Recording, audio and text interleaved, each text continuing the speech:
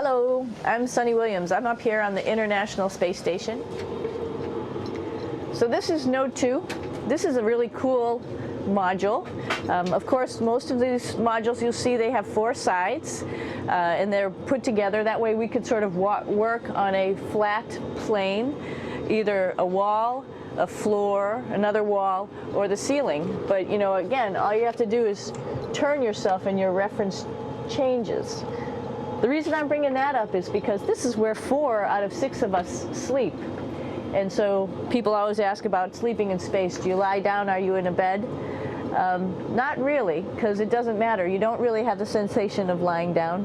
You just sit in your sleeping bag. So here's one sleep station right here. I'm going in right now. You can follow me if you want. So I'm inside. It's sort of like a little phone booth, but it's pretty comfy. I've got a sleeping bag right here that we sleep in, so we don't have sort of like a little bit of a cover. We don't fly all over the place. But you know, you can sleep in any orientation. I have it sleeping, feeling like I'm standing up right now, but like you saw, I'm on the floor. But it doesn't matter if I turn over and I sleep upside down. I can't have it, I don't have any sensation in my head that tells me that I'm upside down, so it really doesn't matter. The sleep station is also like a little office. We've got a computer in here. As you can see, we've got a couple little toys. I've got some books. I've got some clothes and other things that make it sort of like home. I'm coming out. And just for reference, that's one sleep station. This one's another. Right here. There's one on the ceiling, if you want to call it. Right here. And then there's a 4th on the other wall over here. So all of us sleep in a little bit of a circle. All right, come on back. There's more to show you.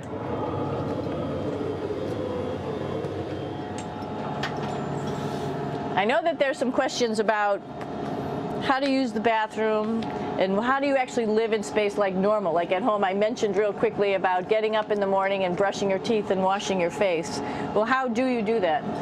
Well, here is the bathroom essentially. You get up in the morning and we have a little kit and it has all the essential things that you need, like your toothbrush and toothpaste and brush. See how much better the brush makes my hair look? I'm just joking. It still stands up straight. It doesn't matter where you are. It's always going to stand up straight while you're up in space. A lot of people ask about toothbrush and toothpaste. So, luckily enough, toothpaste, you can do it upside right this way, is sticky, and so it sticks to your toothbrush. No problem. Another cool thing is that water sticks to your toothbrush too. If you can see it, I'll have some water come out. The water is pretty neat up in space. It'll stick to your toothbrush and it will make a big bubble, and that's just by surface tension. And then you can drink it.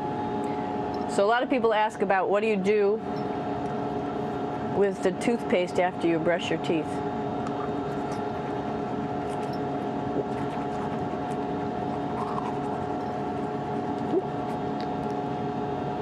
Two options. Swallow it, and it's sort of like mouthwash, but it tastes a little gross. Or you can just spit it out in a paper towel, and then you don't have to worry about it. Swallowing thing I wouldn't recommend at home. I'm only up here for 4 months, so it's not that bad. One of the most pressing questions about living in space, of course, is the bathroom. So let's take a look at that little piece of work. Come on in.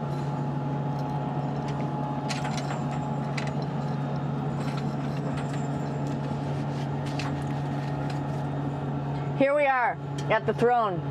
This is awesome. You might see the little You might have noticed the little moon on the outside.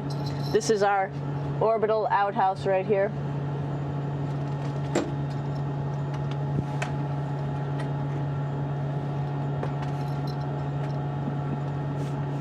And of course, it serves for two functions. Number two, right here. I'll show you. But you see it's pretty small, so you have to have pretty good aim, and you'll be ready to make sure things get let go the right direction. And it smells a little bit, so I'm closing it up. And that's of course for number two. And this guy right here is for number one. So they're sort of two slightly separate functions, but you can do a little, essentially both, by hanging on right here and doing number one and number two.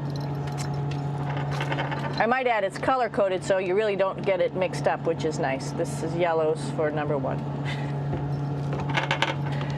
And also there's a selection of paper. People always ask about toilet paper. What do you do with toilet paper? What kind of toilet paper do you have? We have gloves, just because sometimes it does get messy. We have some Russian wipes, which are a little bit coarse if you like the coarse type of toilet paper. We have some nice tissues, which are nice and soft if you like soft toilet paper. We have Huggies, just for any cleanup. You know, we were all babies once, and this sort of helps. And then if things get really out of control, we have disinfectant wipes, just to make sure we clean up here. Because, you know, just like the water I showed you, the number one stuff can sort of go all over the place if you don't aim correctly. And did I mention both of these have a little bit of suction, so they should keep things going in the right direction.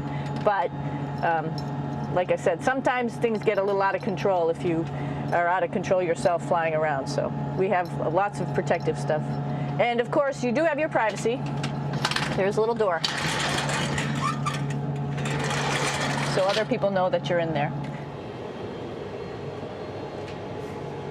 Here's a pretty cool place. This is sort of like in your house where everybody meets in the morning.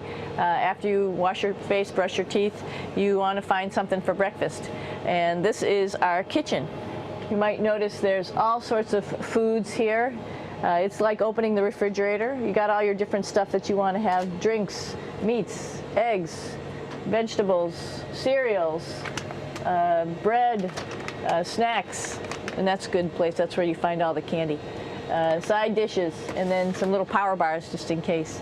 So we have all this type of food. Some of it is dehydrated, and so we have to hydrate it, fill it up with water. Some of it is already made, and then all we have to do is heat it up. So something like this, I'm pulling out barbecued beef brisket.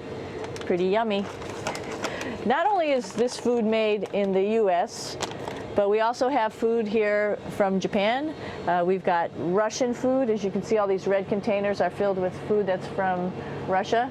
And then we get some of our specialty stuff, some things that we like, some of our favorite stuff that your family can send up.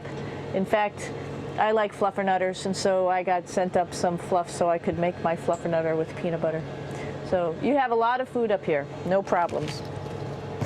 Now, I'm going to say where we are. So right now, we're in the Japanese laboratory. It's one laboratory out of many here on the International Space Station. It's actually on the left-hand side. If I was International Space Station and I was flying through space like this, my left hand would be where the Japanese laboratory is.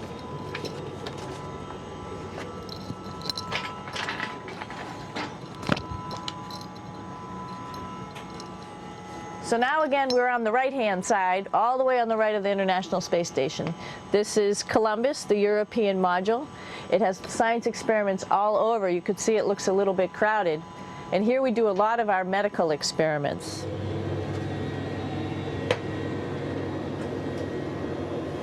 Here we are in the US laboratory.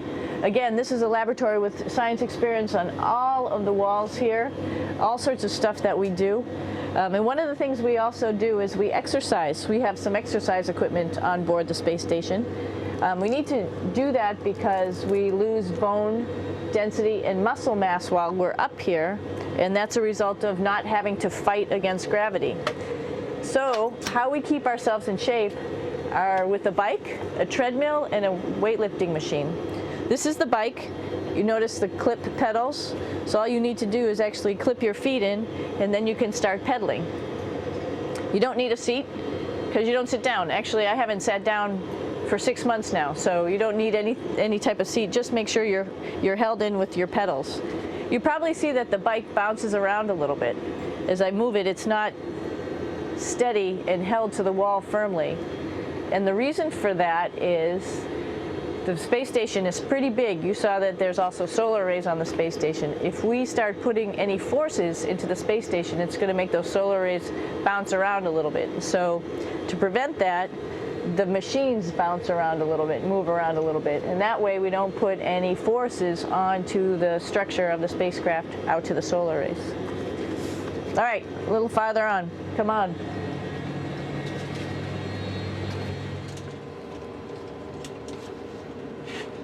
I'm here with my two buddies in the airlock.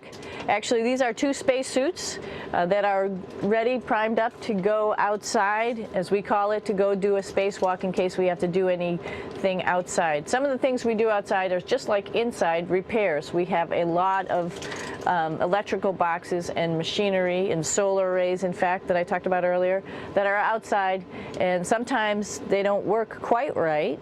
Remember, space is really cold and really hot, and it's also the vacuum of space with no pressure, and so some of the equipment doesn't work well all the time. So we might have to go out and do a spacewalk. Right behind me is actually the hatch that you go out into space, and right now we have it filled up with a couple other spacesuits because we've got 4 of them up here and some of our tools. But right behind here is the hatch in which you actually go right outside into the vacuum of space. The spacesuit is pretty big, as you can see. It's like being a football player. Part of the reason it's so big and bulky is because of this backside, this backpack. It's like going on a hike with a backpack, but the backpack and the suit weighs about 300 pounds. Luckily in space, nothing really weighs anything, so you don't feel that it's so heavy. But we need to have such a big suit because that guy back there is essentially the heart of the spacecraft. I call this actually a spacecraft. It has all the oxygen for you. It has all the carbon dioxide removal system for you. It also has a heating and cooling system to make sure to regulate our body temperatures while we're outside. It also has a computer, so it tells you on a display here if there's anything that's going wrong with the suit, if we're running out of oxygen, if we have too much carbon dioxide, or any type of electrical problem. So it's a pretty awesome little spacecraft, and actually got to go out, use my little spacecraft a couple times, and it worked like a charm. Lucky that it works very nice. You might want to see what the helmet looks like. It's pretty cool too. We don't usually go out like this, so you usually can see when the helmet's open. So you can see what it looks like inside. Somebody's little head would be inside of here. So you can see, you can turn your head all the way around while you're inside of there, but the helmet stays still. So that's determines how far you could see. And it's usually pretty sunny out there, so we have to wear our sunglasses, and this is our sunglasses right here, which make you look pretty cool.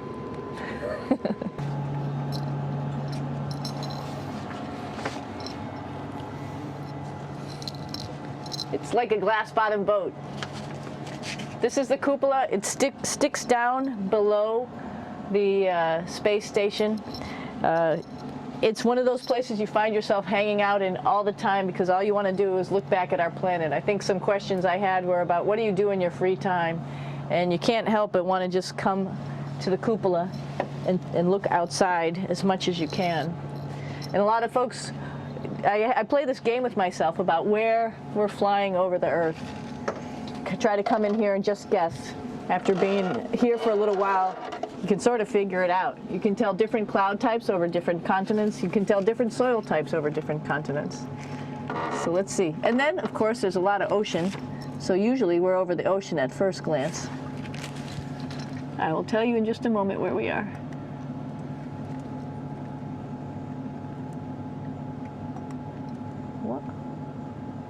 There we go. Oh, right now we are right over Africa. It's a little bit cloudy, as you can tell, but we're right over the continent of Africa.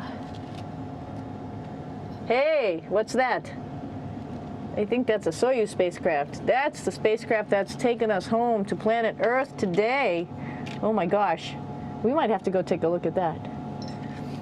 That's pretty cool. It's a little bit smaller than the rest of the spacecraft, the space station, so you'll see if we go there, it'll be a little bit more crammed.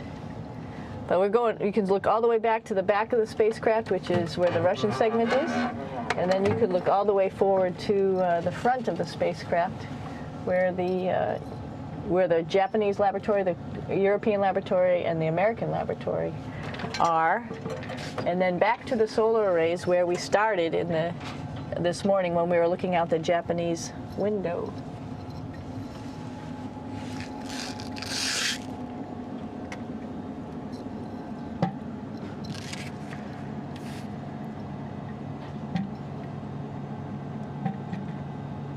So other questions that were here are, what would you recommend as a job, if so, and to what type of person would want to be an astronaut?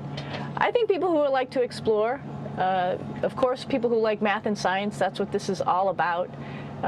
We have people in the office who are doctors, teachers, veterinarians, engineers, pilots, so all sorts of people become astronauts, and I think if you see it's just sort of cool, so I think people who like to do a little adventure and like to do cool stuff probably usually become astronauts. Hey, one thing I didn't show you, or I talked about but I didn't show you, was the exercise, another piece of exercise device, which is the advanced resistive exercise, and that's what this is right here. This is ARED, and you could probably see this bar. Let me just do a little bit of maneuvering here. Stand by. You have to set it up just like at any other gym.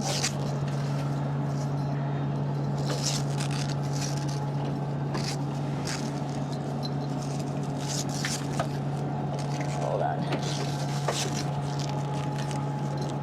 Show you how this works.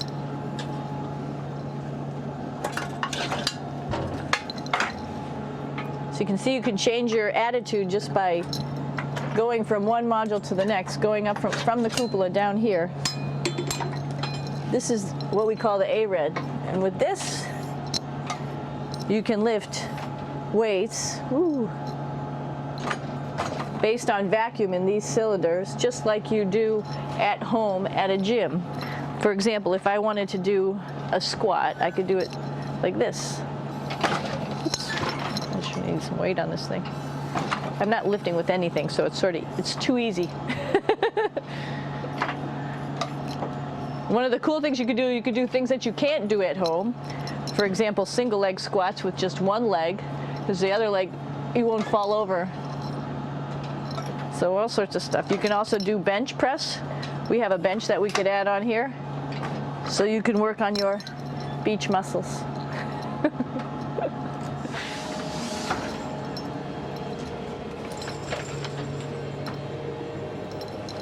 Hey, Aki, what are you doing down there? Crashing things. This is one of the cool things about space, too. It sort of looks like there's a big old hole here, but you don't even think twice about it. You can just jump over the hole. Or, if you want, you can go jump into the hole. I'm coming down. Woo!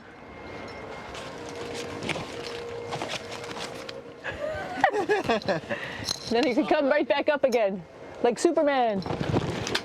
Woo!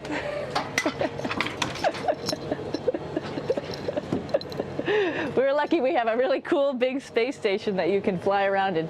That's actually called the PMM. You might have saw it out the window. It's a big silver canister. What's really great about that is it's essentially our closet in our pantry, or whatever you want to call it. We have extra food down there, we have extra clothes, we actually throw the trash out down there. So it's nice and organized, and we have all of our stuff that we need while we're working in all these other modules all stowed in this location down here. And it's a lot of fun to play in. So we're going into the Russian segment. Be ready. You don't need a passport either.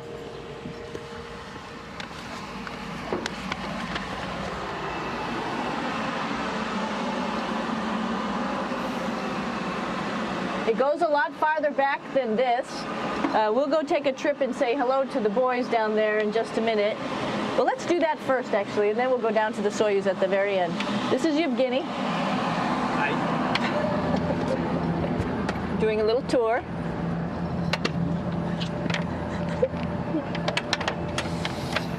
This is the FGB, and what's cool about this module, it is actually the very first piece of the space station that came up in 1998. The space station has been around for about now manned for 12 years, but it's been up in space for about 14 years. And this was the very first. It is like the Russians' PMM. It has a lot of storage, as you can see.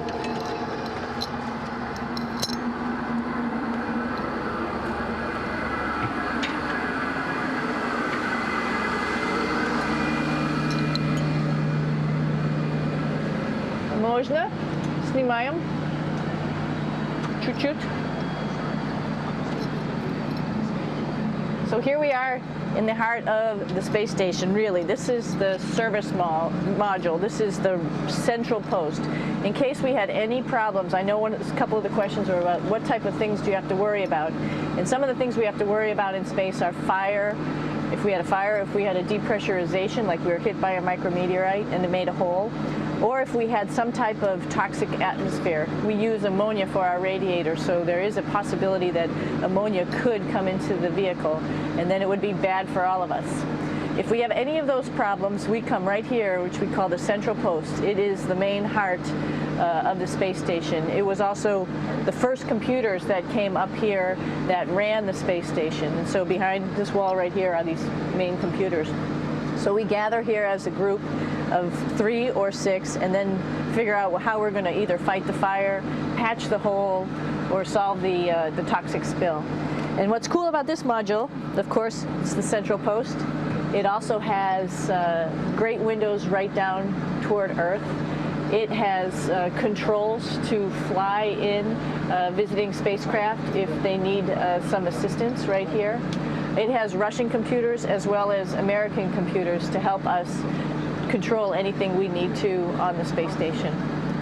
It's a couple of our crewmates back there, Oleg Novinsky on the right and Yuri Malenchenko on the left. And there's also a second bathroom here, which is really cool because 6 of us going to one bathroom is really tough. And so there's one bathroom here and one bathroom on the other side where I showed you.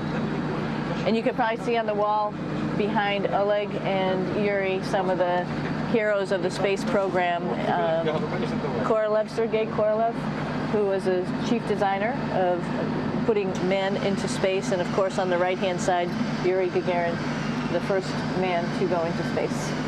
So just reminds us of our roots. Yuri, what are you doing? Что делать? Making coffee. Oh. Black coffee. Yeah. Looks good. Okay. Спасибо. We're going to check out our Soyuz real quick. Make sure it's ready to go. All right, back to the Soyuz.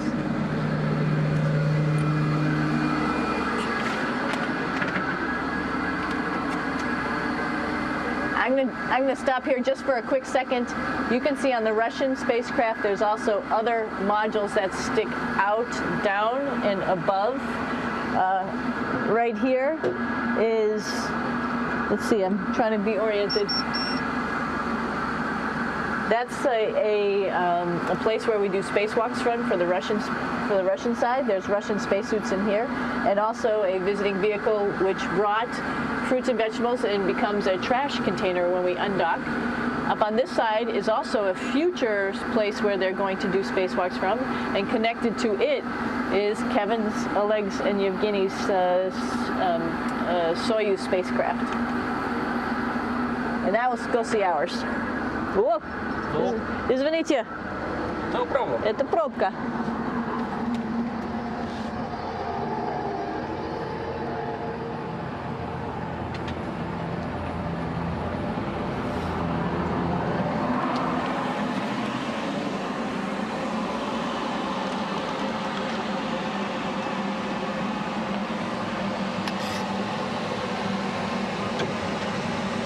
coming down.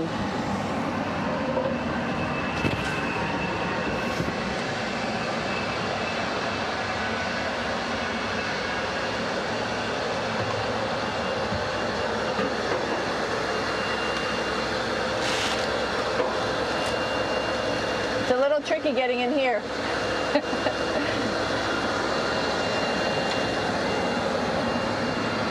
This is the docking probe right here, this big thing. This helps us connect to the spacecraft.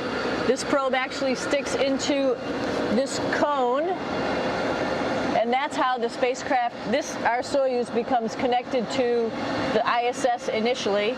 That is then replaced by clamps, which are around here, that will allow the two spacecraft to be stuck together. And then you can remove the probe and the cone.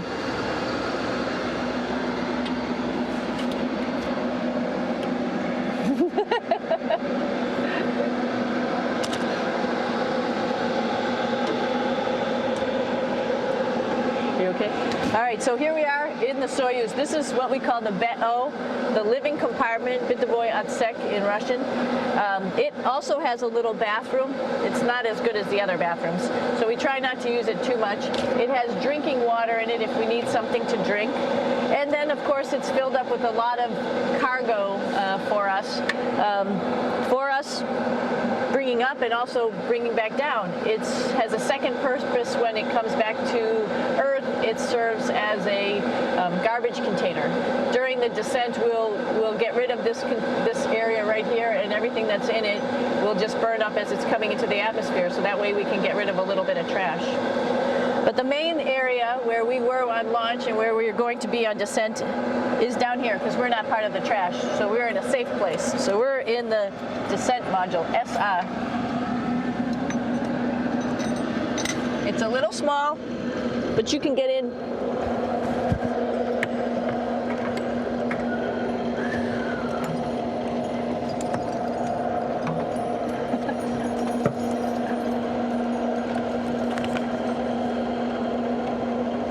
Not sure how well you could see in here. Hold on for a second. I'm going to turn it up this way, just so you could see the hatch and you could see Kevin. It's a little bit small, but we'll come in and show you around. You coming in? Probably not. Okay.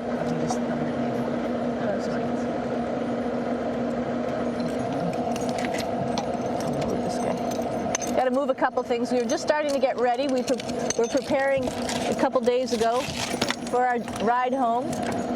It's a little bit squishy, but everybody asks, how do you sit in the Soyuz? And you sort of sit in your seat like this. The seat is molded to your body, and so you can just sort of squish in here and be pretty relaxed. Everybody has a handmade seat for them.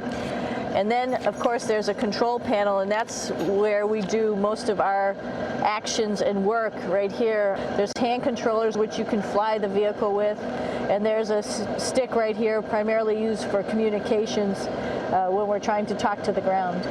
So 3 of us fit in here. Like I said, it's a little squishy, but somehow it seems like we all managed to get in here and fit pretty well, and it's a pretty safe ride home. You're probably wondering, what's all this junk behind us? Well, it's all of our parachute, first of all, and then it's all of our survival gear, just in case we end up landing in some strange place on the planet and nobody's there to rescue us right away. We have all sorts of survival gear with us, keeping us safe in here. So they've pretty much thought of everything. And we'll be home on the planet within the next 12 hours. Pretty shocking.